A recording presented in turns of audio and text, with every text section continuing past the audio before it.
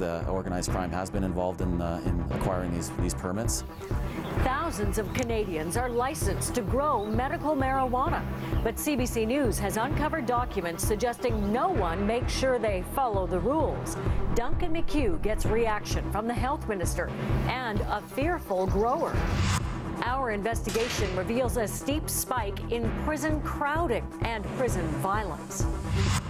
A freed Canadian hostage speaks for the first time about a heart-stopping ordeal. Unless they wanted money, and they're making the symbols of money. Rare insight into a Mexican drug cartel from a convicted killer who says he's the victim. But you get dragged into his lifestyle whether you want it or not.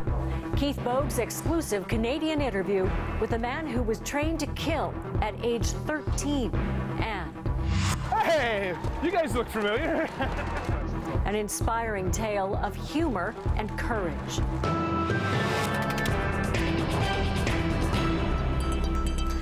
There are 15,000 legal marijuana growers across this country. Their licenses issued for medical purposes. But a CBC News investigation has revealed that some of those legitimate growers aren't so legitimate after all, and there's no one watching them.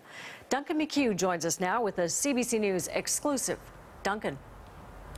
Diana, Health Canada is supposed to keep an eye on the thousands of Canadians who grow medical marijuana, but they're not doing that, and that has everyone from police to marijuana growers concerned. This woman suffers from muscle spasms and digestion problems, but after years of pharmaceuticals, she found relief. I take no pills for anything anymore, not even Tylenol.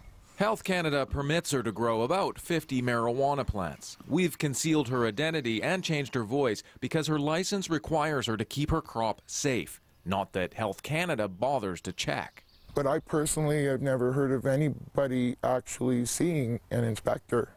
She's right. According to documents obtained by CBC News through Access to Information, Health Canada has no record of staff ever inspecting any medical marijuana licensees in the program's 11-year history. Over 15,000 individuals now have licenses to grow medical marijuana. The job of enforcing safety and compliance falls to the 15 Health Canada inspectors, responsible for inspecting all legal drugs and pharmaceuticals in the country. But police, who have limited powers to investigate licensed grow ops, have long doubted Health Canada's ability to enforce its own rules.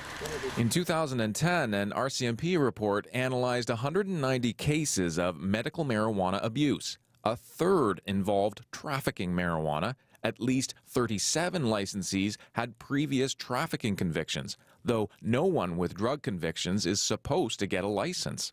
We found that in some cases the organized crime has been involved in acquiring these permits, and that they are being used for illegal purposes and just basically hiding behind the permit.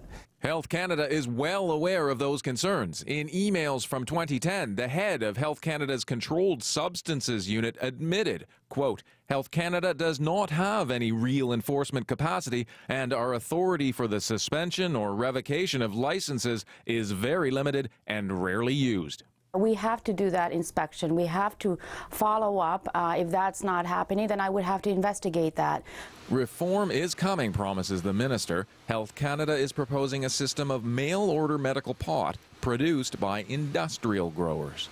We are moving to eliminate personal grow-ops, which will not require inspection.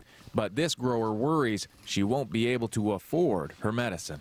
If there are people abusing the system, those should be the situations that are addressed, not just blanket take it away from everybody. Ottawa won't unveil the new medical marijuana rules until 2014. In the meantime, Health Canada keeps issuing those individual growing permits, at least 5,000 so far this year, for a program it clearly isn't policing. Diana? Thanks, Duncan. Duncan McHugh in Vancouver.